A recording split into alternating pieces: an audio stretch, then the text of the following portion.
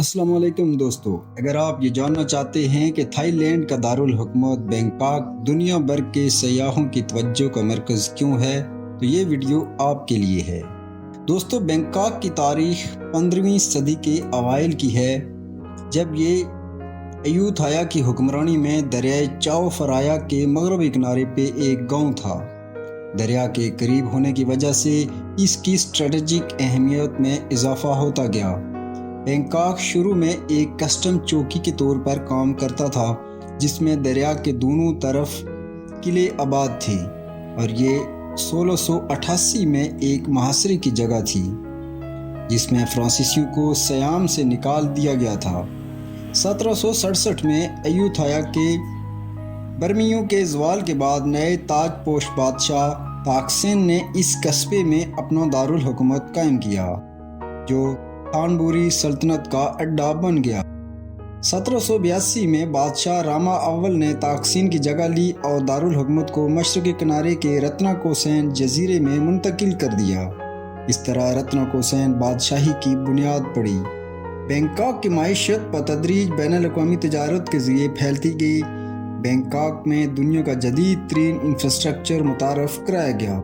Bangkok फौजी और सियासी अशराफिया के दरमियान इक़्तिदार की कशमकश का मरकज़ भी बनता गया, क्योंकि मुल्क ने 1932 में मुतलकुल ऐनान बादशाहत का खात्मा कर दिया। जैसा कि थाईलैंड ने दूसरी जंग अज़ीम में जापान के साथ एतहाद किया, जिसके जवाब में बैंकॉक को भी बमबारी का सामना करना पड़ा। लेकिन जंग के बाद बैरूनी इमदाद और हुकूमत की तरफ से की जाने वाली सरमायाकारी के नतीजे में तेज़ी से तरक्की हुई और सयाहत की सनत को बहुत फ़रोग़ मिला, और जिससे जिनसी सयाहत की मंजिल के तौर पर भी मजबूती से कायम किया गया। गैर मुतनासिब शहरी तरक्की ने आमदनी में अदम मसावत और देही इलाकों से बैंकॉक की तरफ हिजरत में इजाफा किया। 1960 की दहाई में बैंकॉक की कुल आबादी 1.8 मिलियन से बढ़कर 3 मिलियन हो गई। 1973 में वियतनाम से अमरीकी इनखला के बाद जापानी सरमायाकारों ने बड़े पैमाने पर अपनी कारोबारी सरगर्मियां शुरू कर दी। सनती तरक्की की वजह से बैंकॉक में मालियाती मंडी में इजाफा हुआ। सनती तरक्की की रफ्तार 1990 तक जारी रही। उसके बाद फिर बैंकॉक सियासी अदम इस्तेकाम का शिकार होने लगा। बैंकॉक शहर मकामी मेट्रोपॉलिटन एडमिनिस्ट्रेशन के अंडर है। इसके गवर्नर को 4 साल की मुद्दत के लिए मुंतखब किया जाता है। बैंकॉक को 50 अजला में तकसीम किया गया है। थाईलैंड के दारुल हुकूमत के तौर पर बैंकॉक में पार्लियामेंट हाउस, इंतज़ामिया और तमाम आइनी अदालतें शहर में मौजूद हैं। मौसम के एतबार से अगर देखा जाए तो यहाँ 3 मौसम, जिसमें गर्मी, सर्दी और बारिशें होती हैं।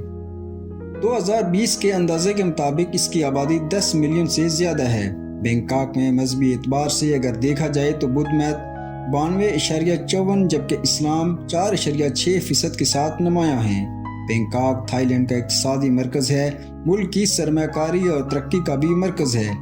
2020 के सर्वे के मुताबिक शहर की इक़्तिसादी पैदावार 3.142 ट्रिलियन बाट थी, जो मजमूई GDP का 29.1% था।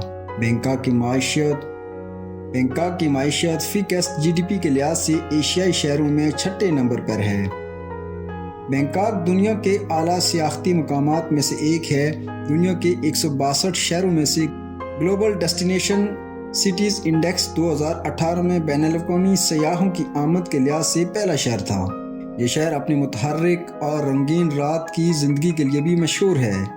अगरचे बैंकॉक का जिनसी सयाहत का मंजर भी गैर मुल्कियों को अच्छी तरह मालूम है, लेकिन आम तौर पर हुकूमत की तरफ से इसे कबूल नहीं किया जाता। बैंकॉक दुनिया की जदीद तालीम का महवर है। यहाँ की सड़कें, एयरपोर्ट जदीद तर्ज पर बने हुए हैं। ज़्यादातर लोग बसों और टैक्सियों में सफ़र करते हैं, और बैंकॉक को रेल के ज़रिए थाईलैंड के तमाम दूसरे शहरों से जोड़ दिया गया है, जिससे नक्ल हमल में काफ़ी आसानी होती है। यही वजह है कि बैंकॉक आज पूरी दुनिया के लिए सयाहत का मरकज़ बना हुआ है।